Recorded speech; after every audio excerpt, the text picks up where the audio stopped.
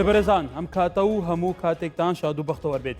ئەم شەویش لەم دیبەیتە تایبەتەدا باسی ئەو ڕۆداوانە دەکەین کە چەند ڕۆژێکە لە هەندێک ناوچەی کوردستان هەیە ڕۆداوی گربوونەوە پەلاماردان هێرشکردن سوتاندن کوشتن تا دوایی بێگومان ئەمە تابلوویەکی زۆر غەمگین تابلوویەکی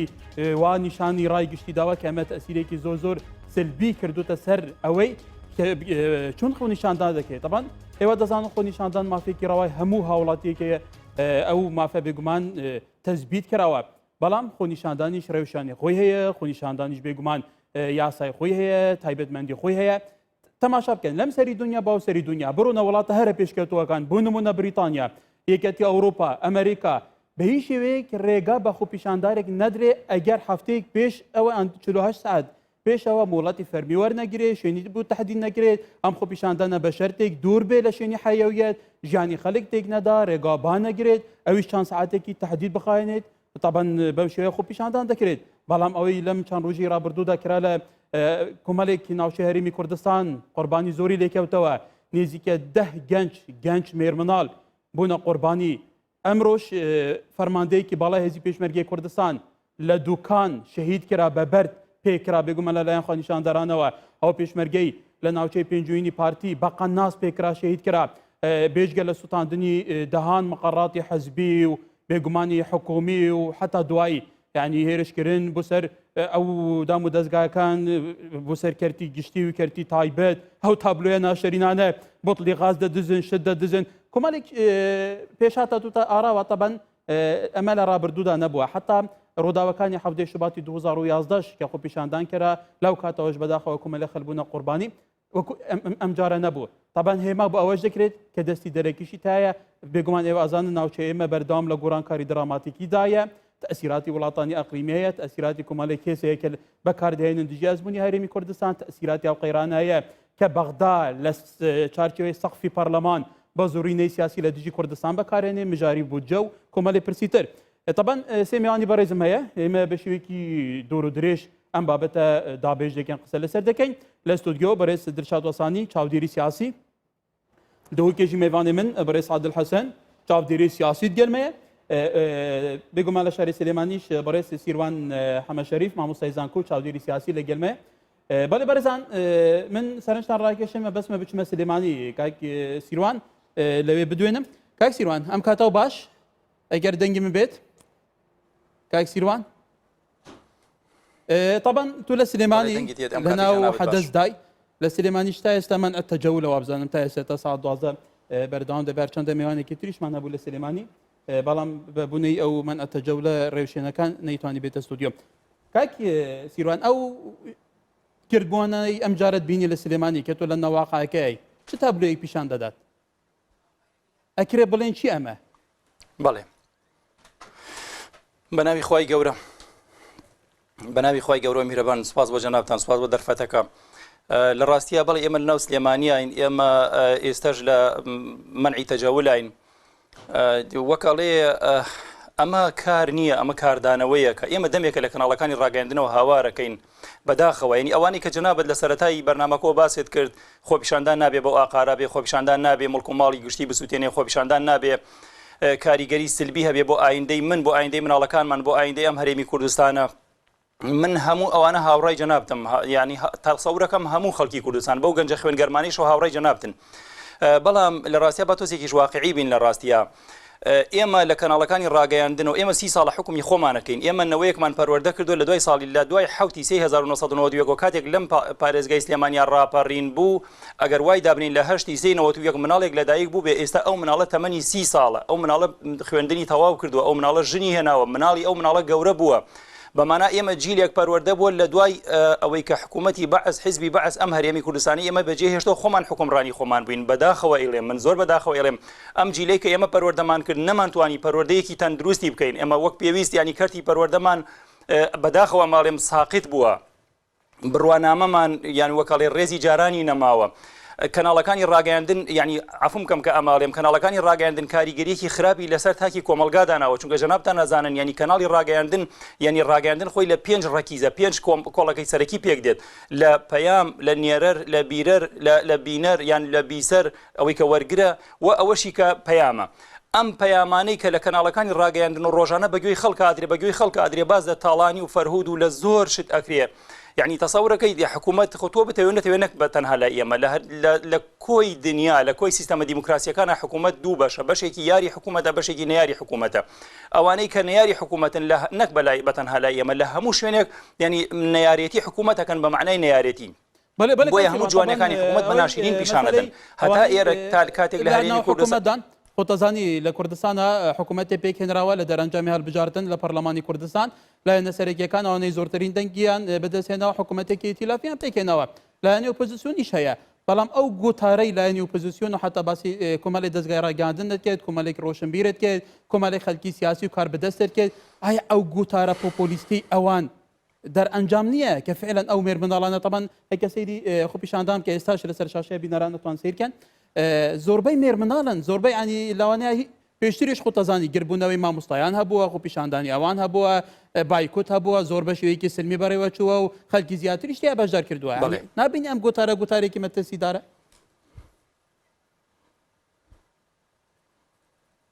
کاکە کاریان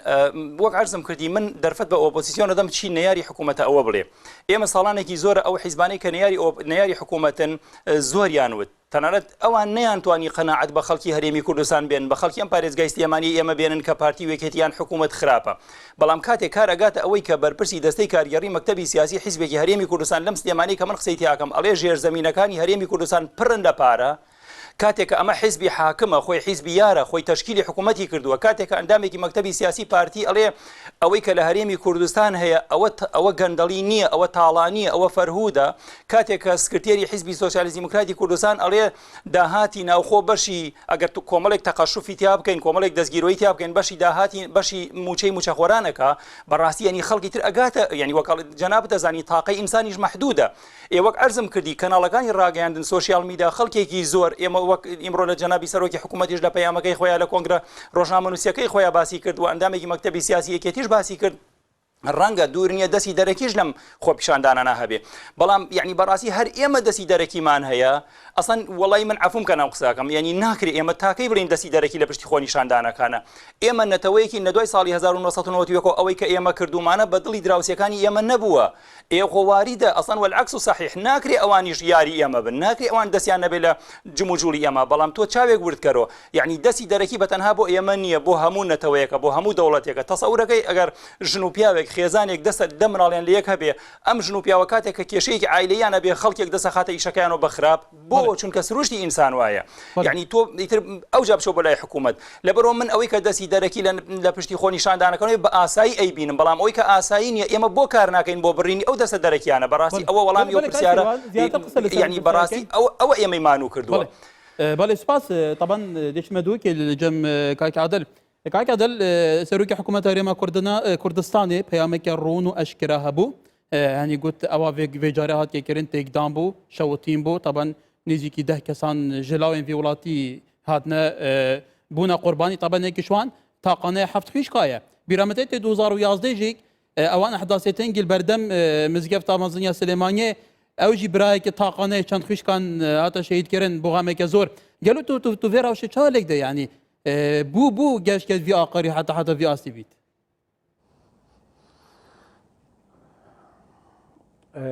بەریات ساکی سلااوڕێز بۆ تاکاکار و بۆ میوانێتێت بەڕێزجی و سلااوڕێز بۆ بینەرێ هێژاژی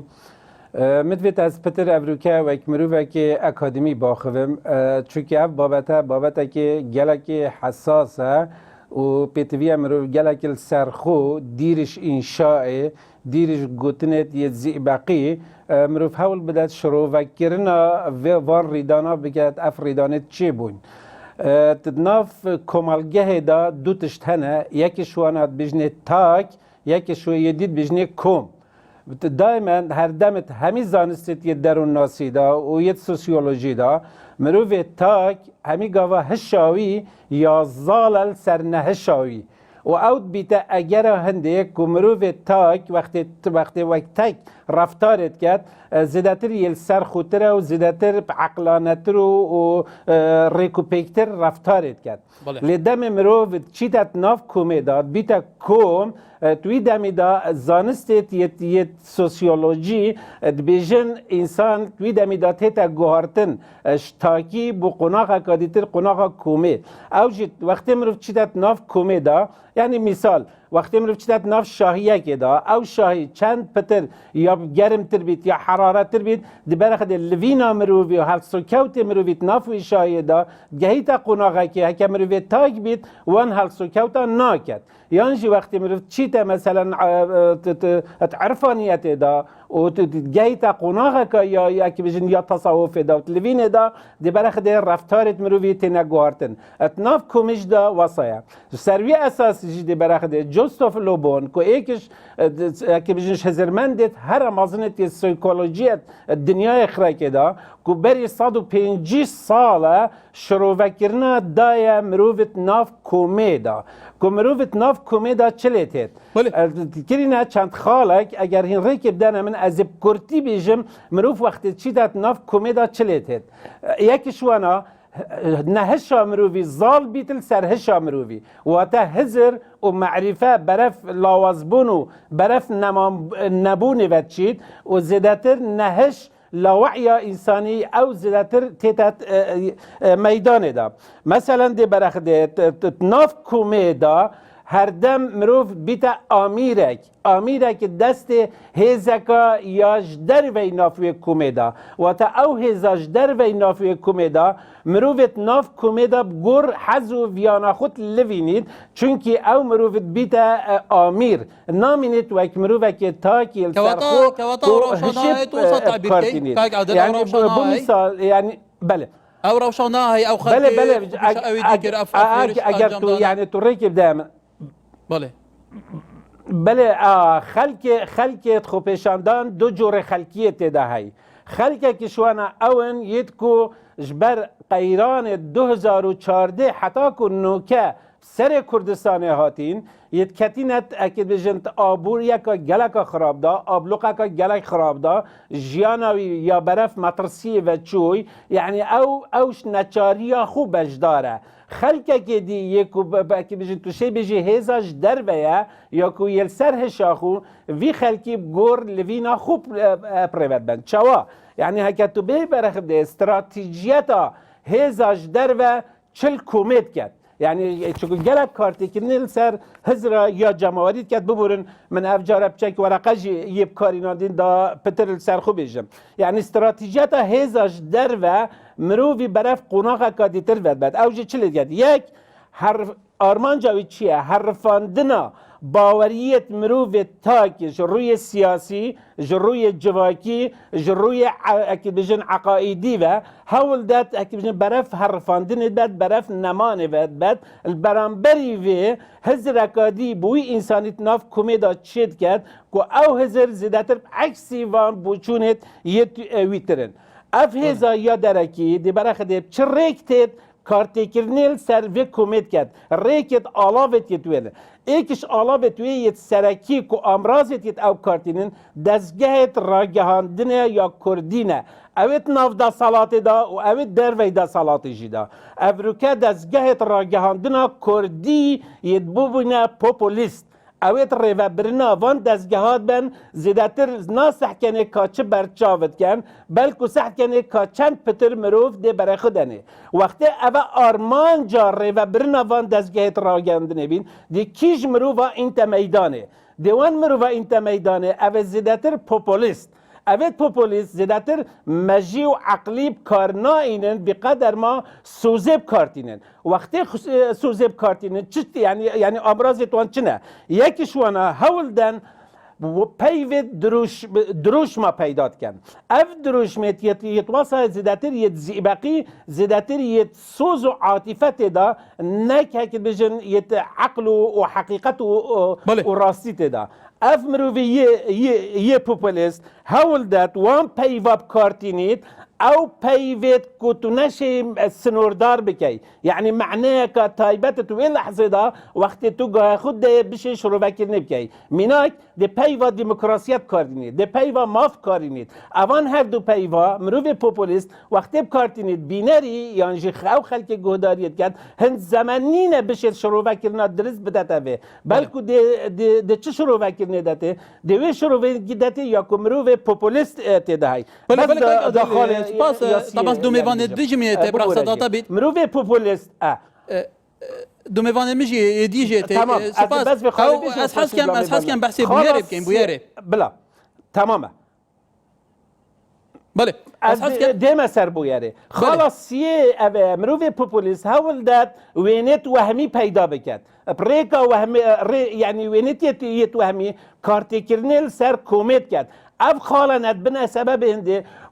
آرمانجو آرستکرنا جماوری اش آرمانجت گوهریتش قناغش بوتش تکت هتا گوهرتن بوتش تکت آرمانجا خوب شادری دستی که دستیناتنا مافت خویه افیز استراتژیت گورد بله سپاس کاک درشاد طبعا کاک عادلیش بشوی که اکادمیش باسی راوشکه کرد يعني بيوايا اما قوتاريكي بوبوليستي تونت لبشت اراسا كدنيا مخلكه ويا كوابكن حتى قوتاريكي اعلامي اراسا كراوي خراب حتى قوتاري كما بونمونا بيشو بما برنامج سيري كيك لكنال عراقي كان يمكن كما لي بارلمانتاري كرد لبغداد بشويك باسي ازموني هريمي كردستان كان بشويك ناشرين دكان بشويك رخنا دقرن كبراستي لو انا في جري وكو حنان فتلاوي خلكي تريش نيتوان بمشويه دجبري هەرمی کوردستان قسە بکەن ئەمە چون لی دەدەیتەوە بوو بەم شیوەیە خۆی بەڕاستی لە کوردستاندا دەمێکە چەند ساڵێکە بەڕاستی خطابێکی زۆر خراپەیەکە ئیش لەسەر ئەوە دەکە من پێم وایە بەڕاستی زۆر بەداخەوە لە کوردستاندا کۆمەڵی خەڵکێکن وەکەوەی جەنابەت باست کرد ئەوەندەی نوێنەرایەتی لایەنە سیاسیە توندڕەوە شۆڤینەکانی عێراق دەکەن بەڕاستی ئەوەندە نوێنەرایەتی کورد ناکەن لەوێ چکە من پێم وایە مەسەر ئەندام پەرلەمانێک کە لە بەغدایە چۆن حەقی هەیە باسی هەرێم کە حەقی هەیە باسی بەسرا و شوێنە خراپەکانتش بە بەڵام قەت ئەوە ناکرد وەکەوە ئیشیانەوە بی ئیش دەسێر ئەوە لەلایەکی دەر بەڕاستی چەند ساڵە لە کوردستاندا مافی ڕەوای خەڵک هەیە ئێمە نابی ئەوە پێگوێ بکەن مافی ڕەوای خەڵک هەیە و حەقێکی زۆر طبیعی و شەرعیش هەیە کە مەسەلەی ژیان و گوزەرانە بەڵام هەر هەموو جار مافی ڕەوای خەڵکی کوردستان پێشێل دەکرێت بەڕاستی تێکەڵاو دەکرێت خۆزیە ئەم پێشیان خۆ پیشاندان ئێساش تێکەڵا ئەو ئەوڕاقانە نەهات پەنا ئەو مافە ڕەوای خەڵک هەیە کە مافێکی شەرعیە هەموو جار تەمان لە کوردستانە کۆمەڵێک گوشار هەن کۆمەڵێک ئەجندا هەن کە گوشار لەسەر هەرێمی کوردستانە شاراوە نییە بەس من حزبی سیاسی کوردستانم پێ سەیرێ پێم نازانم شەرمنانێ پێم سەیر باز دەکا پێ وایە کە بڵێ ئەمە دەستی دەرەکی پێی ناخۆش على ئاساس نامن دیفاع لە خەڵک دەکەم کاکە یعنی بەڕاستی لە دوێنێ چەند کەناڵێکی فەزایی لە بەغدا النوجەبا الغەدیر الاتجاه العهد ئەوانە ئافاق ئیشیان بەس لەسەرەوە بوو کە ئیشان لێرا کە لەسەر هەرێمی کوردستان کە بیشێوێنن یعنی هەمومان دەبین لە ساڵی ڕابردوو لە ئۆکتۆبەر ڕابردوو سەدان کەس هەر ئەو پیاکوژانەی بەغدا لە بەغدا خەڵکیان کوشت خەڵکی چالاکبانیان کوشت هەتا تەعادای ناموسیان کرد لە خێوەتەکانی ساحی تەحریر کرد یعنی ئێستا خەڵکی ئێمەش دێن ئەوانە دموچاویان جوانەکەن لە پێشچاوی خەڵکی ئێمە بەداخەوە یعنی ئەحزابی سیاسی ڕاگەیاندن کۆمەڵێک نوخبە بەناوی ڕۆشنبیران کۆمەڵێک ڕۆشن نازانم چی ناوی لێ بنێم ڕۆڵیان هەبوو لەسەر ئەوەی کە خەتابێکی زۆر سەقات و خراپ و بەڕاستی من پێم وایە لە کوردستاندا تا ئێستا حەقی تەبیعی خەڵک من پێشگوێ ناکەم زۆر ڕەوایە خۆشمان بەشێکی لەو مافەی کە خوراو بەڵام من پێم وایە تا ئێستا لە کوردستان هیچ خۆپیشاندانێک نەبووە بێ بەرنامە بوو بەوەی ئێستاشیان و هەمووی حیزب و ئەجنداتی لە پشتە داوای لێ بڕ نەکەم بەڵام بزانم چۆن بەکات بۆنم نەمەسەر ئەوەی خۆپیشاندانەکە یعنی ئایا مامۆستا فەرمانبەر RPG هەڵدەگرێ بیکێسی هەڵدەگرێ قەناس هەڵدەگرێ مەسەن ئەوەی خۆپیشان دەکات دەڵێ منداڵێک بوو بەڵام منداڵ نێشتی لە پشتە تەمەنی یاسایی نییە کاکە وەکو خۆپیشاندانێکە خۆپیشاندانیش بکرێت ئەحزابی ئۆپۆزیسیۆن ڕێک بخرێت کۆمەڵێک نەقابەتن ڕێک دەخرێنەوە حەقیقیانە لە چارچەوەی پرۆسەیەکی دموکراسی وڵاتوە وەردەگرێت ڕێوشێنی یاسایی دەگرێتە بەڵام سەرنجێکی تر هەیە کۆمەڵێک ئەحزاب هەیە ینی پێیان وایە هەر کاتێ بیانەوێت خۆپیشاندان بکەن گربوونەوە بکەن هەر کاتێ بەبێ ئەوە بگەڕێنەوە وڵات وەربگرن عنی لە کام شوێنی دنیا هەیە بەبێ وڵات تەبەن نرباری سێرشکەن ئەمەوێ سەرنجی بینەرانیش ڕاکێشم لە کام وڵاتی دنیا هەیە بە وڵاتە پێشکەوتەوەکانیش کە بەبێ وڵاتی فەرمیت و بچی گربوونەوە بکەی خۆپیشاندان بکەی ئان هێرش بکەی ملک و مالی دەوڵەت و تایبەت بسووتێنی ئەمەلەکی هەیە لە هیچ شوێنێکی دنیا تەبان لە هەموو دنیا وەک باز دەکەن ئەو خەڵکانێک کە تەجروبیان هەیە سعاتەکە دیارێکرێت تەنانە شقامەکە دیارێکرێت کاتەکە دیارێکرێت بەرنامەکە چیە هدف لە خۆی پیشانە بەڵام لێرە ئیش لەسەرەوە کرا کە نابێ بحسابەوە دیموکراتی نابێ بازەوە بگریکە ئەسان خۆ پیشانەوە تەمان کە لە وڵاتێکدا کە ئەو هەموو گوشارەی لەسەر ئەو هەموو ئەجندا سیاسی ئەو هەموو هەڕەشانەی لەسەربی حتمما ئەگەر خۆ پیشاندان بکرێ و پیوز بە مۆڵەت نەکە ئەوانش دێن ئیشی خۆیانەکەن چکە لە کوردستان بمانەوێنەمە خەڵک هەیە ئیش دەکات لەسەرەوە یعنی بۆ من ئێستا من ئەندامی سەرکردایەتیەکێتی باسی لەوە کرد کە چێ خۆ پیشاندان دەکە کاکە باسی ناویشێنەکە فەرماندەیەکی سەربازیشە لە ناوچەیە منتەقەی شارە زۆرە ئەڵێ ئەمە دەستگایەکی ئیستیخباراتی وڵاتێکی ئەقلیمی لە پشتەوەیە هێزێکی دەراوی هەرێمی کوردستان لە پشتەوەیە بەشداری خۆ پیشاندانەکان کردووە خۆ ئەمە گەواهی نیە سەرۆکی حکوومەتی هەرێمی کوردستانیش ئەڵێ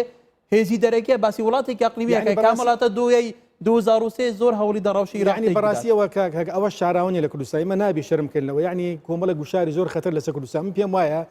ئەوەی کە دەکرێت بەڕاستی بە سووریاکردنی هەرێمی کوردستان چۆن سووریا وا لێکرا و طبعاً چیە سووریا وا لێکرا ئەو هێزە ئەقلیمیانە ئەو هێزانەی کە ڕۆڵیان هەبوو ئێستاش لە سووریا کە ڕۆڵیان هەمان ئەو هێزانە ڕۆڵ دەبینن لێران بەڵام بەداخەوە لە کوردستاندا هەندێک لایانی سیاسی زمینیان خۆش کرد بۆی ئەو دەستێوەردانی ئەقلیمیە بەو جۆرە بێ طبعاً دیسان دەڵێ من مەبەستم ئەوە نییە کە مافی خەڵکی کوردستان پێشل بکرێت بەو ناو بڵێن ئەمە زەریعەیەکە بۆ بەکاردنکە نەخێر لانی دەرەکی بۆ کە بیشت نە شاراوانیە بەڵام ئەوەش هەیە پێویستە ڕەچاو بکرێت یعنی داخوازی خەڵک مەسن سووتاندنی فایل و سووتاندنی هەموو داوایری خەدەمیە سووتاندنی ماڵ مەسن بێن پسێر خەڵک وڵا کاکە بابسۆتە قەیناکە کاکە چۆن قەیناکە باشە حرسێک پاسەوانێک پێشمەرگە لە پێشدەرگای بارگاکەی و بە قەناس بکوژرێ ئەنی پێما ئەوە غەدرێکی گەورەی لە فەرمانبەری کوردستان لە مامۆستای کوردستان دەکەی کاکە چکە بەڕاستی خۆی پیشاندانەکە بۆ ناوی بەحساب بۆ موچەیە ئێ باشە موچەخۆرەکە کە کەسێکە بەڕاستی ئەو لە شایانی و لە شانی موچەخۆر ناوەشێتەوە مەسن RPG پێبی ناڕونجێکی پێویست بکەیت و چەکی گەورەی پێبی ئەوە بەڕاستی دیارە عنی بەڕاستی ئەو هێزەیە کە دەیەوێت کوردستانی عێراق هەرێمی کوردستان بەرەو سووریا بۆکو سووریا لێ بکە بۆیە دەبێت هێلایەنە سیاسەکان زۆر وریابن و بەڕاستی نابێت شرمنانیش بن پێمان وابی علاسە پێیان وایە کە دەنگ نەکەن ئەوە وەکو ئەوە تۆ پشتیوانی جەماوەری کاکە پشتیوانی جەماوەر بەو دەردانی بچکو ئایا ئەمە ئەگەر بۆ موچی ئەمە حەلی دەکە مثلا فرم ئەوانی بەغدا کە دیان و ئیش لەسەر هەرێمی کوردستان کە ئێستا کەناڵە تەلەڤیزیۆنەکان هەمویان یعنی خۆیان دووسێن دوێنێ جێگری یەکەمی سەرۆکی پەرلەمان دەڵێ کاکە با موچەکە ڕاستە خۆ بێ باشە تا ئێستا بۆ موچەتان نەدا مەسئلەوە ئەوە بەشەرم بەڕاستی مەشاکلێک لەو پەرلەمانتارانە ئەمشەو بۆ کەناڵێکی عەرەبی وتی ئەو موچەی لێرە دەڕوا بۆ هەرێمی کوردستان هەر هەمووی بۆ شەریکاتی حزبیە پانازانێ هەر هەمووی موچەخۆرە زیاتر لە ملیۆنی موچەخۆر لێرەیە بەرحاڵ کاک سیروان طبعاً لەم هێرش و لەم گربوونەوەی لەم ڕۆژانەی ڕابردوودا بە تایبەتی لە سنووری پارێزگای سلێمانی هەڵەبجە ئیدارەی ڕاپەڕین طبعاً کۆمەڵێک تابلۆی زۆر سەرنجڕاکێشە بوو ینی تابلۆی نامۆها بوو بە خۆ پیشاندان و گربوونەوەکانی ڕابردوو خەڵکێکی ڕاهێنراو هەبوو دەموچاویان گرتە بوو RPG پێ بوو بیکەیسی پێ بوو قەناسی پێ بوو ینی شەڕ دەکردەوە تۆ بڵێ ئینتیفاضەیەکی چەکداری زۆر زۆر مەترسیدارە ئەم پێشاتە چون لی دەدەیتەوە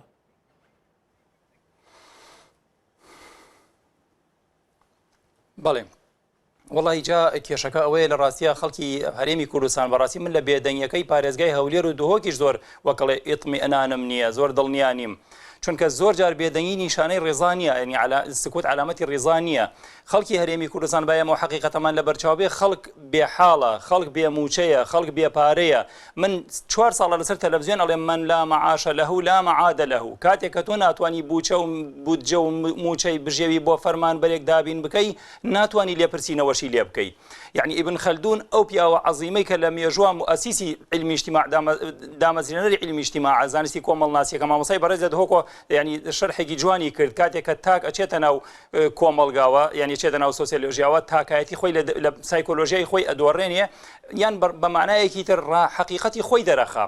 زۆر باشە یعنی ئیبن خەلدون ئەڵێ لەو عەرەفتەها من ناس لعەزەرتەهم ئەگەر بزانی خەڵک چەندێک بێحاڵە خەڵک چەندێک مانووە خەڵک چەندێک برسیە خەڵک چەندێک بێتاقەتە خەڵک چەندێک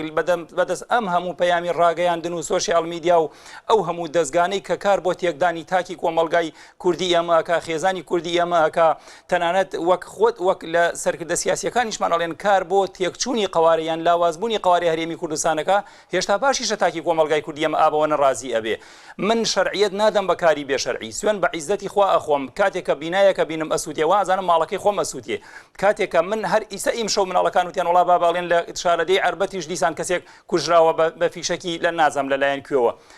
بۆیە خۆزگا کاتێک کە تۆ ئەزانی خەڵکێک هەڵساوە مامۆستا دڵی پڕە فەرمانبەر دڵی پڕە خەڵکێکیش لە دەرەوە هاتووە تێکەڵی ئەم خۆپیشاندانە بووە زۆر باشە داواکاری ئەوان چییە ئەو ئەڵێ ئیلا من ناگەڕێمە تا ئەم بارەگای حیزبێ نەسووتێنم ئێدەی وەڵڵاهی ئەگەر من سەرکردەی سیاسی بم ئەگەر من بەرپرسی ئەو بارەگا حیزبێ بم هەر ئیمشۆ فەرمانە دەم پارتی وێکێتی بارەگا حیزبەکانیان چۆڵ بکەن قەیچەکە بە بیسووتێنن خۆ ماڵی خوا نییە ئەگەر ماڵە ڕەشەکەی خوایش بێ کەعبەش بێ ئەوەی تۆڵێ ئەوەی ئێمە بینیمان پێت وایە ئەمە فعلا ئەمە هەڵویستی موچەخۆڕانی هەرێمی کوردستانە خۆ تەزانی لە هەرێمی کوردستان زۆربەی کۆمەلگا موچەخۆرە هەر هەمویان پێکەوە بەدەمانەتەنە ئەنی پێت وایە ئەو کەڵوانەی کە تو بینی فعلا طبعا زۆربیان مێرمناڵن زۆربیان گەنجن زۆر ینی پێشتریش مامۆستایان خۆپیشاندانیان کە جیهان لێگیرە خۆ دەزانی زۆر فی ئەیتریش مامۆستاگیان من ناڵێم ئەوانە خۆمیشان دەرن من ینی لە ساڵی هەشتاکانە ئێمە مامۆسایەکی سەرەتایی کاتێکە دەرەکەوت بەقەدەر زیادە ڕۆی منێک دۆ بەقەت قایمقامێکی سەر ڕێز و شخصیت و حرمەتی هەبوو مامۆستا فەرمانبەر ئەوانەی کە یعنی وەکەڵێ کامڵ بوون ناچنە نا ئەو خۆپیشاندەرانەوە بەڵام باوا نەزانین کاتێککە مامۆسایتیانە فەرمانبەریتیانی ئیتر ئەوان رازین لە دۆخەکە ناڕازی نین من زۆر جارێڵێم زەوی هەرێمی کوردستان وەک ئەوەیە بنزینی پیا ڕژا بێت هەر هەمووی تەنها تەڵێ شقاتەی پێویستە گڕ بگرێ زۆر باشە بۆ ئەم حیزبە سیاسیانە ئێمە دەرفەتە دەن کە گڕ بگرێ بۆ یعنی ئەگەر من وەک عەرزم کردی ئەگەر من دەسەڵاتم هەبوایە کۆمیتە و ناوچەکانی یەکێتی و پارتیم چۆڵە کرد با خەڵک بیسووتانایە خەڵک دڵنیا بە یعنی وەک منچەڵی بخار وایە کاتێک کە تۆ نەفەسێکی نەدەیتێ ئەتەقێتەوە کاتێک کە ئەبینێ بارەگای ناوچەی حیزبی بارەگای کۆمیتەی حیزبی بە محاسەرە کراوە بە خەڵک ئەمیش مەجالی نییە یەتۆ چیەکە پەروەردەی شارەزوورە سووتێنێ یەتۆ چیەکە دادگای شارەزوور دار و بەردی دادگا بەسەرێکە ئەڕوخێنێ ئەم کەسە یعنی با ئێمە تۆزێک واقعی بین یعنی وەکەڵێ لەو ئەنسەفە ناز دەستەراح القاضی کاتێک کە ئینسان ئەگاتە گیانی چیەکە ئێمە بینیمان مامۆسای زانکۆیە خۆیە کوژێ ئێمە بینیمان حاکمە لەو شاخەڵێ نایەمە خۆڕەتا خۆم نەکوژم ئێمە بینیمان مامۆسای ئاینی خۆیە کوژێ بۆ چونکە تاقەی ئینسان مەحدودە کاتێک کە تۆ دەرچە و دەواازەی لێ داخست ئەچ پەنابا بۆ خۆ کوشتن بەر لەوەی خۆی بکوژێ ئەڕوا کەسێکی تریشە کوژێ من وەک عەرزم کردی من تەکلیفەکەم لە خەڵکی هەرێمی کوردستان توخوا بە فەرمانگەکانی ئێمە نەسووتێن با دایرەکانی ئێمە نەسووتێن چونکە ئەوە مڵکی پارتی وێکێتی نیە ئەوە مڵکی منە مڵکی مناڵەکانی ئێمەیە کاتێک کە تۆ فایلێکە سووتێنی دادگایەکە سووتێنی تێکڕای دۆسیە تەحقیقیەکان دۆسیەی باری کەسێتی یعنی نفوس و سجیل و زەواج و قەسام و شەرعی ولادە و هەمووی ئەمانە ئەسووتێ دیسانە بێ دایک و باوکی ئێمە پەنا بەرنەوە دادگاکانەوە بە 6 مانگ بە ساڵێکی تر هەوڵ بدا دروستیان بکاتەوە ئەمە هەروە بە ئاسانی نایەتەوە یعنی وەکەڵێ شکاویەکانمان بە ئاسانی بۆ چاک ناکرێتەوە بڵێ طبعا کاک عادل تا شاخفنا کاک سیروان بۆ چاتکە ئاخفتنکردن لەسەر ئەوان خڕبەبوون و هێرشین vێداویە هەیە سوتنا بارەگەن حزبیگەن حکومی سەرنجاتەن سەراخفتنێتی گەلو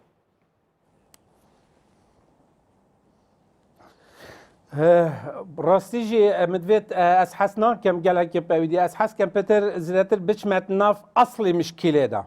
وت مرۆڤ هەوڵ بداتت ئەسڵی مشکلێدا چارەسەریە پەیدا بکات ئەڤروکات ناف کورد هەرێما کوردستانێدا هەڤڕێکیەکە مەزنە هەی ناوبەرە هێزە ئەو هێزە حەز دکات هەرێما کوردستانê بەرەف ئارستەیەکی سەرخەبوون و ئازادیە بەبەت و هێزەکە دیە هەی کو هەرێما کوردستانê دیسان جارێکە دی بەرەف عێراق بوونێوەی بەت و کوردستانەکە هێز ببیتە کوردستانەکە لاواز بێن بەرەخدنێ کی حەز دکەن کیش حەز دکەن کوردستانەکە بێهێز پەیدا بیت ئەو یەک ئەو وڵاتی دەور و دەر هەر چار وڵاتی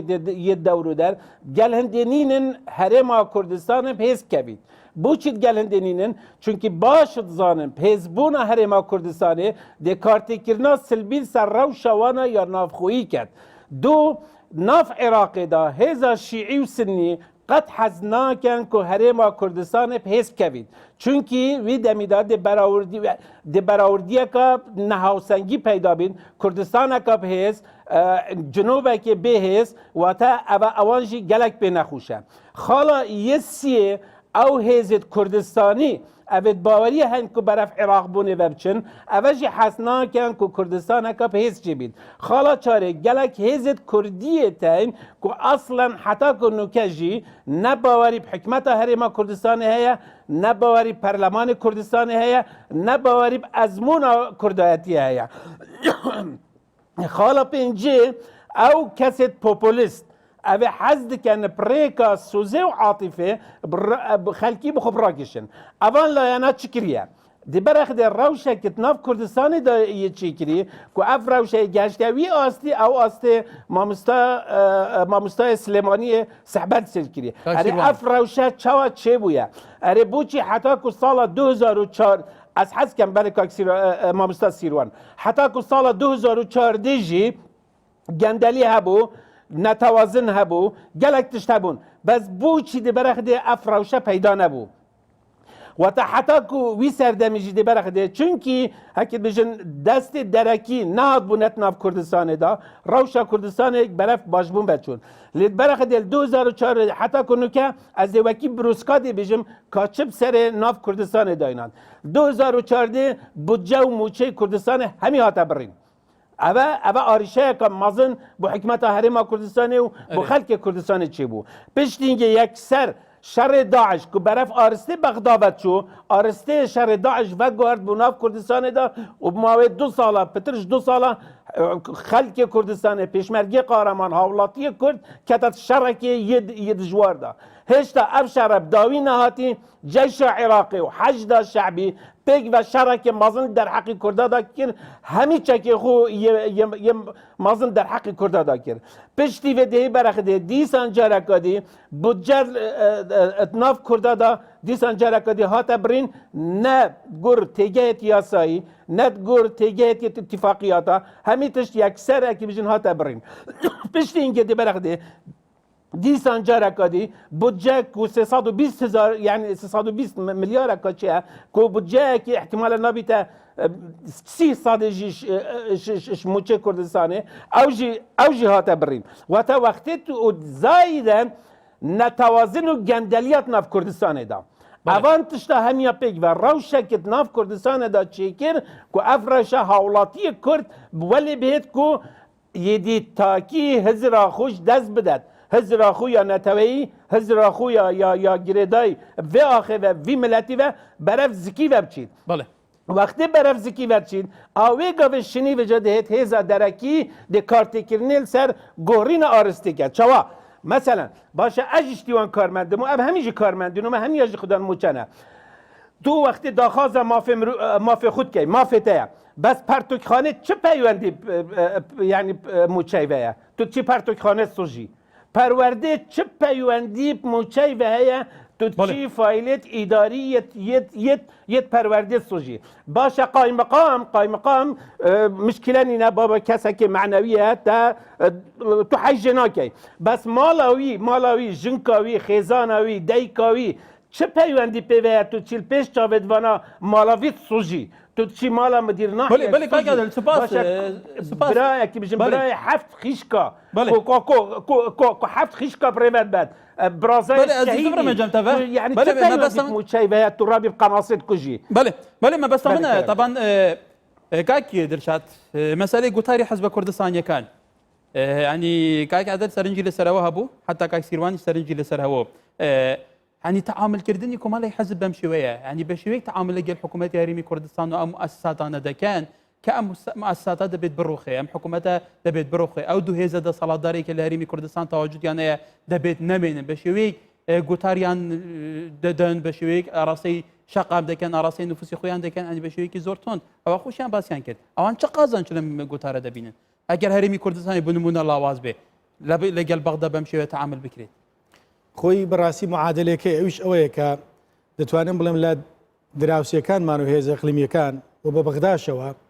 بەداخەوە بە هەندێک هێزی ناوخۆشەوە پێم وایە مەسەلێک سەقامگیری کوردستان پێشکەوتنی کوردستان لە بەرژەوەنی هەندی لایانی تر دەبن بۆ نمونە مەسەلەن جا ئەو هێزانە بەڕاستی پیان وایە کە مادەم هێزی لایەن بەرامبەرەتیان بەو سەقامگیریە بەرژەوەنی لە سەقامگیریدایە دێن ئەو سەقامگیریە دەبێت تێک بچێ مەسەلەن بۆ نمونە ئێمە وەک برادرانیش باسییان کرد یعنی چەند ساڵێکە مەهەل لە 2010ەوە دیارەکە لە عێراقدا مەسەلەن بە ئاراسەیەک دەڕوە کە گوشاری گەورە لەسەر هەرێمی کوردستان بکرێت و ئەو دۆخی و ئەو بارودۆخی دەستوریەکە هەیە نمێنێ بەڕاستی لە عێراقدا شتێک دەگوزارێویش ئەوەیە کە پەشیمانێن لەوەی کە واقعی هەرێمی کوردستان لە ناو دەستوری عێراقدا قبول کراوە هەم هێزە ئەقلیمیەکان و هەم هێزە عێراقیەکان بەڕاستی قبول ناکە من پێم وایە بەڕاستی لە عێراقدا ئێستا هێزە شیعەکان و بە سونەکانی شەوکە بەڕاستی با بڵێن تووشی دەردەسەری خۆشیان منکەم و ناوچەکانیشان وێران بووە یعنی بەڕاستی عێراقێکی بێکوردیان دەبێت من پێم وایە ئێمە دەبێت ئەو سوڕەیە واضح بێ ئەو مێنەیە واضح بێ ئێستا لە عێراقدا ئێمە لە 2023 گوتمان عێراقێکی نوێ بەس ئەو عێراق نوێ ئەوەیە کە بۆ من ئێستا هێزی شیعەکان دەیانوێ عێراقێکی شیعی دروست بوو بە تایبەتی دەیانوێ عێراقێک بێ بەبێ کورد یعنی بەڕاستی لە عێراقدا کورد وەکو شەریک قبول ناکرێت باشە کە وەکو شەریک قبول ناکرێت مەسن هێزە سیاسیەکانی ئێمە ئامانجیان لەوەدا چێ با بڵێن کە ڕۆژانە ئیش لەسەرەوە دەکەن کە ئەو هێزان نەمێن طبعا من ناڵم تاوانباریانەکەم بەڵام بەڕاستی نابی لێ برمامچی کە ئیش لەسەر ئەوە دەکرێت ئەو قوارەیە ئەو بدۆخە دەستوریە کە ئێمە هەمانە نەمێنێ کە نەمانێ بەڕاستی دەیان خۆیان دەکەنە شەریک لەوەی کە بەشێک من لەوەی کە ئەو واقع دەستوری ئەو واقعی کە هەیە نەمێنێ قازانجیوان لە چی قازانجیوان لەوەی نەتیجە ئێمە بینیمان بۆ نمونەکە هەموو جار دەگوترێت کە هەرێمی کوردستان ئەگەر پاپۆرێک بێ وەزعەکەی تێکچێ فەرموو ئێمە بینیمان حزبی ئۆپۆزیسیۆن بارەگاکەی سووتێنرا کەواتە کە ئێرە وەکو سووریای لێهات بەڕاستی هەموو هێزە سیاسیەکان زەرمەند دەبن و ئەو دۆخەی کە هەیە بەڕاستی با پێ بڵم ئەو لە 2017 گوزەرە 16 ئۆکتۆبەر واقعێک دەگوزرێ هیچ هێزێکی سیاسی ناتوانێت ئەوە کەرکک دەبینکات بینەران ئاگادارتان دەکەینەوە کە ڤیدیۆیەکی دابەزیوە ئێستا لە ڕانیا و ڤیدیۆیەکی کوونێکی تەقەتیای کرێ داوای لێبورینەکەی بەرحال کاتێشا تەبەنەوەی لە عێراق دەگوزارێت لە بەرامبەر هەرێمی کوردستان هەموو کەسێک دەزانێت هەموو کەسێک هەست پێ دەکات شیعە و سونە چەند دژەیەک بنەکەر مەسەلەها دژاتی کورد کۆپرسیگینەتەوەی لە سەقفی لە چارچۆی پەرلەمانی عێراق زۆرینەی سیاسی بەکاردێن لە دژی کورد هەر کێکەوێت تێدەپەڕێنن خلف الكواليسي إدارەکردنی ڕەوشی عێراقیش خۆتەزانی کۆمەڵێک خەڵکن کام خەڵکانە بە هیچ شێوەیەک تەواجودی هەرێمی کوردستانیان پێ قبول نییە بەڵام ئەوەی جێگای سەرنج لە ناو هەرێمی کوردستان خۆی گوتارێکی پۆپۆلیستی تۆنتڕەوی وا هەیە بەرامبەر ئەزمون و ئاساتی هەرێمی کوردستان بەرامبەر دەستکەوتەکانی خەڵکی کوردستان کە ئەو گوتارە لەوانەیە لە بەغداش نەبێ هەنی مەترسیەکە ئەمە چۆن لێ دەدێتەوە چی بکرێت کە ئەمە نامێنن کورد ببێتە خەوان ڕۆیایەکی هاوبەش ستراتیجیەکی هاوبەش هەست بە بەرپرسارەتی بکەن لایەنە سیاسیەکان بەڕاستی مەترسیەکە ئەلێرێ يعني باشە بۆ هێزی سیاسی طبعا هێزی سیاسیمان هەیە بەڕاستی بەرژەوەندی خۆی لەوەدا دەبین تۆ کە هەرێمی کوردستان بەو حاڵەتە ببینێتەوە یعنی بۆ نمونە ئەوەی کە دەگوزارێت بەڵام گوشارێکی زۆر هەیە لە هەرێمی کوردستان کە واقعەکە تێکچێت بەڵام هێزی سیاسی پێی وایە کە ئەوەندەی لە بەرژەوەندی ئەوەدا کە بەڕاستی ئەو عێراقی کە ئەو مەبەستی ئەو عێراقا قەت دروست نابێت وەک باسم کرد مادەم ئێمە قبول وەکو شەریک هەر دوێنێ کاکە دوێنێ پێرێکە ئەو خۆی پیشاندانە دەستی پێکرد من بەرە دەتوانێت داوا لێبرون دەڵێم کە پەلاماردان و بەڕاستی مادەم قەناس و ئۆرپیزی بەکاربێ یعنی بینیمان ئەنزاری بەغدا بەڕاستی ئەو قەنەواتانێک کە باسم کردی ئەعلامیەکان ئیشیان لەسەر هەرێمی کوردستان دەکرد لە هەمان کاتدا هێزێکی زۆری حەشدی شعبی و سوپای عێراق دێن لە هەندێک گوندی کەرکووک مەسەلەن پەلکانە دێن تعریبێکەنەوە یعنی خۆیان ئێمە خەریکەکەن بەو فەوزایە و هێزە سیاسیانەکانی ئێمەش کە بەڕاستی هەندێکیان ئیدعای قەومایەتیش دەکەن نەتەوایەتیش دەکەن لە زیات ئیش بۆ ئەو مەبەستانە بکەن دێن ئێمە ئیش لەسەرەوە دەکەن کە هەرێمی کوردستان بەو حاڵێ و هەرێمی کوردستان ناشرین دەکەن پیاوەکی وەکو خەزعەلی پێیان دەدا دەڵێ ئێمە ئەو وازعی قبول ناکەین خەڵکیان هەبوو هەڕەشان لە هێزی پێشمەرگە دەکرد دوێنێ دییان گوێمە لە هێزی پێشمەرگە قبول ناکەن تەمان لە هێزی پێشمەرگە قبول ناکەم مەبەستی ئەوەی خۆ پیشاندانە مەبەستی ئێوە بەڕاستی ئەو هێزە نەمێنێ و چەند ساڵیشە بەڕاستی دەیانێ مؤسساتی ئێمە ئامانج بگیرێ بە تایبەتی هێزی پێشمەرگەمان کە نەمێنێت طبعا تو هێزێکت نەبی کەس دیفاع لێ ناکە ئێمە هێزی پێشمەرگەمان هەبوو کە بەواسەیەک توانیمان خۆمان بارزین لە داعش ئەگەرنا ئەو هێزە چەند ساڵە بەڕاستی ئیش لەسەوە دەکرێت کە نەمێنێ بەداخەوە لە کوردستانیشدا تەنان لە شەڕی داعش ئەو هێزە سیاسیانی کە جەناب باسییان دەکەی هێزی پێشمەرگیان تۆمەتبار دەکرد بە ئەوەی کە ئەنفال دەکات کە میلیشیاتەکە گوندی عەرب تێکدا کاکە دوێنێ پێ ئیتفاقێک لە بەغداکرەوە بەداخەوە چەند هێزێکی سیاسی بەسەر پرشتی سەر و کۆمارش بەداخەوە دەڵێم یعنی بیاننامەیەکی دەرکردی ئەنجومەنی عەربی لە کەرکووک کە بیاننامەکە دەخوێن وا هەز دەکەی عەرب لە کەرکووک مەغدورە بەڕاستی یعنی دەڵێ گوندی عەرب ئاودان بکرێتەوە باشی گوندی کەواتە بەڕاستی خەتابە زۆر سەقەت بەسمە ئەو قسەکانی تۆ بکەمە پرسیارێکی بۆ کاک سیروان کاک سیروان خۆتەزانی کێشەی کورد لە عێراقە کێشەیەکی 100 ساڵەیە کێشەی زەویە کێشەی ناسنامەیە کێشەی جوگرافیە هەنی ئەم کێشەیە هەر هەمووی بچوو کراوەتەوە بە کێشەی موچە هەنی مەسەلەی تعریبکردن جارێکی دیکە سیاسەتی تعریبکردن تەشەیع بە شێوەیەکی زۆر مەترسیدارتر لە جاران لە کەرکووک و ناوچەکانی تر جێبەجێ دەکرێت لە بەرچاوی میدیای جیهانی هەیە تەبەن لە عێراق کۆمەڵی بەرپرس هەیە بۆ نمونە سەرۆکومار پارێزەری دەستوری عێراق مادەی 140 بوو جێبەجێ نەکرێت ئەو عەرەبانە کە تاویز کراون جارێکی دیکە دەگەڕێنەوە بۆ نمونە گوندی پەلکانە يعني ئەم ڕەوشە چۆن لێک دەدەیتەوە پێویستە کورد چۆن تەعامل لەگەڵ ئەم کەیسە بکات هەموو شتێک موچەیە بەڵێ وڵی جا ئەگەر موچە وایە ئێمە لە زمانی بەر لە 91ەوە ئێمە کێشەی موچە و داراییمان نەبوو موچەمان پێرفێکت بوو وەک ئینگلیز دەڵێ موچەمان باش بوو وەزعی دارایی خەڵک زۆر باش بوو بەدەر لەو قەیران لەو گەمار و ئابووری کە خرا سەر دەوڵەتی عێراق و ئێمەشی پێوە بوو وەگەرنا لە کاتی شەڕی ناوخواکە 8 ساڵ شەڕ لەگەڵ کۆماری ئیسلامی ئێرانە هەبوو وەزعی دارایی خەڵکی هەرێمی کوردستان زۆر باش بوو بەڵام ئەوە پرسیارە سەرەکیەکەوەیە ئێمە بۆ شۆڕشمان کرد ئێمە بۆ خەڵکماندا بەکوشت ئێمە بۆ وەک جەنابەت باسی کرد کێشەی ئێمە لەگەڵ عێراق کێشەی 100 ساڵەیە لە ساڵی 1920 کاتێکە ویلایەتی مووسڵ ئەخەنە سەر عێراق و عێراقی بێدروستەکان بۆ ڕاگررتنی تەوازن باڵانسێک لە نێوان شیعە و سونە بۆی شیعەکان ئەوەنە زۆر نەبن حکمی عێراق بکەن بۆیە بە ناچاری ئێمەیان لکاندووە بە عێراقەوە کێشەی ئەمە هەر لەو ڕۆژەوە دروست بووە لەگەڵ عێراق بەڵام بەڕاستی ینی هەر لە مامۆستا دڵشادی بەڕێز و ئوستازی لە دهۆ کاگازات باسییان لەوە کرد کە شیعە و سونە کار بۆ لاوازی ئێمە ئەکەن هێزێکی یان چەند هێزێکی دەرەکی چەند هێزێکی هەرێمی کار بۆ لاوازبوونی ئێمە ئەکەن من دووبارە یەکەمەوە ئەسڵەن والعکس و صحیح ئەوان ناکرێت کار بۆ لاوازبوونی ئێمە نەکەن ئێمە نابێت گلەی لەو نانەوە بکەین کە ڕۆژ تایوەرە حەز ئەکا خەڵک برسی بێ بۆی نانی لێ بکڕن بۆ چونکە ئیشەکەی وایە ئەگەر خەڵک برسی نەبێ ناچێ نان بکڕێنی و نمونەیەکی بەسیط بۆیە ئێمە لە هەرێمی کوردستان ئەگەر بەقووەت بین ئەگەر هێزمان هەبێ ئەگەر سوڵتەمان هەبێ ئەگەر ڕۆژ بە ڕۆژ بەرەو پێشەوە بچین ئەبین بە خەتەر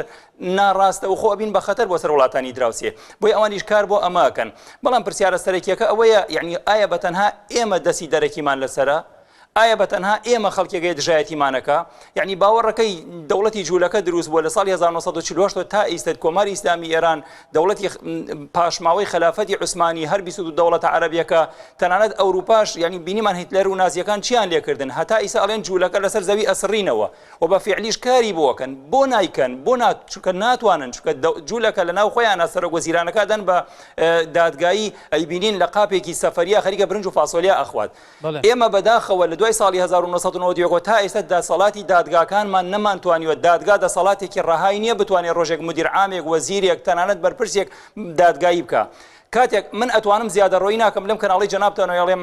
ئەتوانم بە دوو وشە تێکڕای کێشەکانی هەرێمی کوردستان چارەسەرە بێت تەنها سەروەری یاسا تەنها یاسا سەروەر بێ دادوەرە بێ چەکەکان کە ڕۆژانە بە بێ چەکەگەڕێن لەو بازاڕانە دەسەڵاتیان هەبێ کێشەکان چارەسەرە بێ ئەو حیزبە سیاسی کە ئینتیمای بۆ بەغا هەیە ناتوانێت ئینتیمای هەبێ ئەو کەسەی کە ئەیەوێت بارەگەکان بسووتێنێ فەرمانگەکان بسووتێنێ ناتوانێت بیسووتێنێ بەڵام کاتێک کە تۆ دەسەڵاتی دادوەری دەسەڵاتێکی جیاوازی نەبێ یعنی بەڕاستی ئەنجامەکەی بە ئیمڕۆگە ئێخۆ ئێمە ئەزانین یعنی با من قسەی خۆم نەکەم لێرانە یعنی کتێبێکی زۆر بە قووەت هەیە کە دوو باحیس نووسیوانە بۆچی نەتەوان شکست هێنن ئەنجامی 15 ساڵ توێژینەوەی خۆیانە لە سەرهەڵدانی شارستانیەتەوە لە سەرەتای دروستبوونی مرۆڤایەتی و باسیەکەن هەتا ئیستا ئایا مێژوو جوغرافیا یان کەسی سیاسی یان خەڵکی نەشارەزا هۆکارن بۆی نەتەوەیەک دەوڵەمە نەبێ لە ڕووی مادی و معنەویەوە لە ڕووی سەرخان و ژێرخانەوە یان بۆچی لاوازە بێ یانی بۆچی هەژارە بێ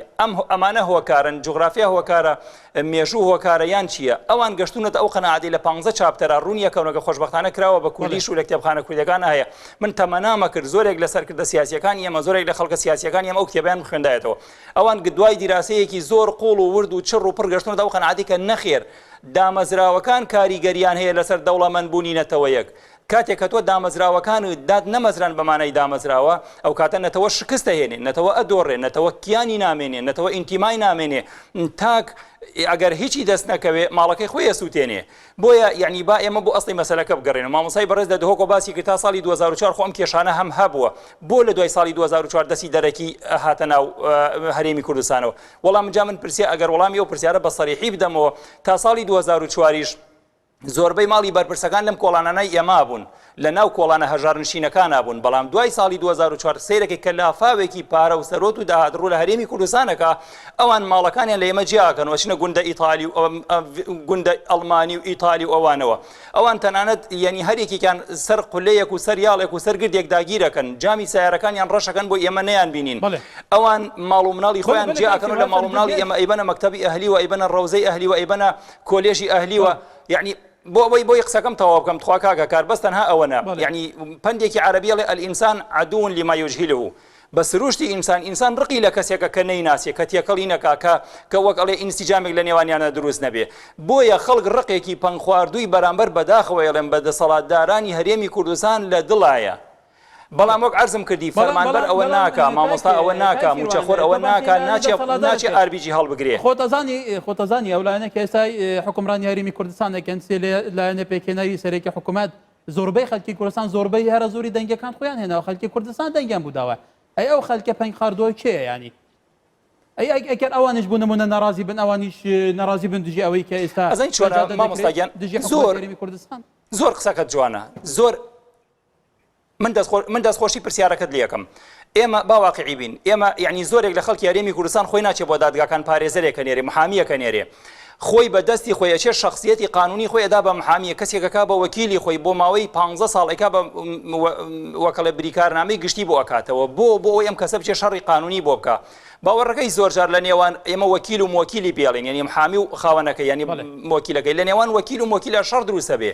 ئێخۆ محامەکە هەموو ڕۆژێ بەدڵی ئەم وەکیلە ئیش ناکات زۆر جار دۆسیەکە ئەدۆڕێنێ زۆر جار تۆمەتبارەکرێت یعنی تەنانەت داوا لەسەر یەک تۆمارەکەن ڕاستە ئێمە لە خەڵکی هەرێمی کوردستان زۆرینەی خەڵک دەنگی بە پارتی داوە بەشێک دەنگی بە یەکێتی داوە بەشێک دەنگی بە بسوودنەوەی گۆڕان داوە بەڵام ئەگەر ئیستا لێی بپرسی خەڵک لە ئەدای سیاسەتی حیزبایەتی هەرێمی کوردستان ڕازی نییە پێویستە بە دوواداچوونێک یعنی بە خۆداچوونەوەی بکەین بگرە درەنگشە بۆ بە خۆداچوونەوەکە چونکە وەک عەرزم کردی هەرێمی کوردستان بله سپاس کاک عادل طبعا اف سرنجا سرهەم دەی اف خۆپیشاندان ان اف خڕڤبوونان اف هێرشتێن تێنە ئەنجامدان وای کە تەواسا کردی و هەموو خەڵکی هەرێما کوردستانی ناڕازینە دەمەکێدا ئەو ئالیین دەسەڵاتدار طبعا ئەوان پڕانیە دەنگان بەدەست خستیە يعني تو فێراوشی چاوت بینی گەلو يعني فعلا اف کەسە نوێنەرات کە خەڵکی هەمیەت کەن پێویستە وسە بێتە بڵێنکردن مامۆستا تشتێکی هەی بەڵێ نا ببوورە خەڵک نەڕازیەش دەسەڵاتێ خەڵکی نەڕازیەش شوەزعی خویە ئابووری ڕەوشاویە ئابووری یاوەسەیە و ئەڤروکە نەچارە گازندا بکات بە ئاریشا مەزنە یاکوت کوردستانێدا نەتناف خەلکیدایە ئاریشا مەزن یاتناف کوردستانێدا ئاریشا بەرنامێ سیاسی ئەحزابێت کوردیە کاکە هەکار هەمی حزب برنامه سیاسی هەی لێ بۆ جێبەجێکردنا برنامه سیاسی حزبێت کوردیت بووینە سێ جۆرێکی شوانە یە خوب خودانە وی برنامه سیاسی بینن و یە خولیتکەنە خودان و یە کاریتکەن بۆ ئەنجامدانە وی برنامه سیاسی لێ جۆرێکی دی یەت بووینە نیفاقە سیاسی يعني چاوە يعني نیفاقە سیاسی داب کوردی و ئۆبادینی بێژم دبرخ ده کابرا نینر حزبکیت پرلمانی دا یه بحث اکی بجن تشت ندرست یه در اکی بجن سنورات کرد او سنوره او صحبت جد کرد محافظ حزباویه قایم مقامش حزباویه مسئول سنوریش حزباویه وزیر دارایش حزباویه و یه بجید شو ندرست تذکرن یعنی نفاق سیاسیه اگر نفاق سیاسی نبید باشه همین تشتنه ده برخده مثلا يعني حزبادي ده بيجي من آگاش دهاتي نفتنينه باشه ام همي هشتم همي ساخين كي بوريا نفت كي بوريا نفت بكر ما نكاك مسعود رحمتي جلال طلباني بيك و بوريا نفت بكر و برف تركي وبر باشه اگر رحمتی مام جلال طلبانی آگه نبید او دی چاوا دی چید بوریا نفته بکد باشه وقتی او عقدت چه بون یت نفتت نف برما و ترکی بوری دا کی سروکی حکمت بو ما ننی نره و حزب بو او سروکی و حزب بو یعنی سروکی حکمت بو ما پشتینگه نجیگر هر شوی حکمت بو ما وزیر دارای هر نشوی حکمت بو یادی تا بحث كي بيجن ماموستاي يعني كاك سيرواني بحث ودياكر يعني اندام برلماني ما دو جورت اندام برلماني تنكاك هكار اندام برلماني كردستاني كاريوي اوا سر روشا كردستان جواني و نجوانيا هميا برچاف بكاتو چه بيجي جي مروي ريز يا باي بس اندام برلماني عراقي ما بوچيه دنگي خدا اندام برلماني عراقي برلمان تر يعني بارزر مروفي يعني مروف باريزر مروفيا همي الدنيا باريزر چيد دفاعش متهميت كات جلك جرى متهمي شو اللي ندرج يكري اللي دي برخ دي حق درخيت عندهم برلمان عراقي يهاتي مجيلي كردستان بوي اركوي نا كردستان عراقية اركوي عراقة او بلا بتشيد بحث جندلية عراقي بكات نه عراق حتى نوت الصدي باريوي بجندلية تشيد نفطوي بجندلية تشيد دهاتي بجندلية تشيد يا ابويا فقير ترين والله ابوكا جاي وتا ابا كاري عندهم بله سرنجا كاك درشات طبعا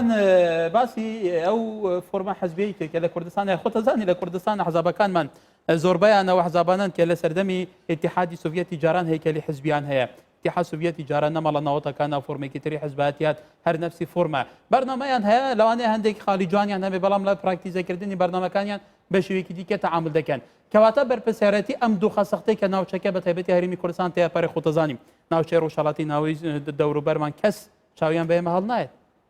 ینی بەرپرسیارەتی ئەم دوو خەبەس حزبێک و دوو حزبن ئەن هەموویانن نەخێر هەموو حیزبەکان پێم وایە هەتا بەوەی بۆ ئۆپۆزیسیۆنیش چکو ئۆپۆزیسیۆن هەر ئەوە نیە با بڵێن ئیش لەسەرۆ بکە کە حکوومەت با بڵێن ڕەخنی لێ بگرێت دوایە من شتێکی هەست دەکەم بەڕاستی لە ناو کوردستاندا حیزبەکانی ئێمە بۆ نمونە بە زۆرێک یعنی بەتایبەتی کە پارتی تاوانبارەکرێ و حیزب هەڵێ مەسەن گوێمان لێ لە کاتێکدا لە قسە کاکە بادە سەڵاتەکە بێنە خوارەکە پێیان ناکرێت پێی وایە کە ئەو بێت شوێن ئەو دەڵێ بابڕوخ نا پێی وایە کە ئەو بێ ڕێگای ئەو لە بەغدا بۆ بەغدا بە گوڵ ڕازاوەتەوە ئەو چی استقبالە کرد کاکە وانیە وەک باسم کرد لە عێراقدا تۆ بە شەریک قبول ناکرێ یعنی پارتی حکومڕانبی ئەو دیکە حکومڕانبی ئەلف بی بابی هەر حیزبێکی بتۆ قبول ناکە بەڵام تۆ بۆ دەی ئەو خیتابە ئاراسە دەکەی لە کوردستان دەڵ ئەو حیزبانە نازان حکومڕان بکەن و دەبێ ئەوانە بڕوخێن کاکە عێراقی ژواڵێ ئێرانی ژواڵێ دەوڵەتی هەمیان دڵ بە حیزبانە بڕوخێن باسی ئەحزابەکانەکەن کۆمەڵێک حەزب بە شوەیەکی دیکە تەعاملەکەن پێتوای ئەو خەڵکانیان حزبانە بەڕێوە بەن خەڵکێکی ڕۆشنبیر تێگەیشتونە بن تاریخیان نەخوێن بتەوە نازانە حکوومەتی عێراق و تەعامل شێوەی تەعامل لە گەلێ مەچوونە هەنی پێتانۆیان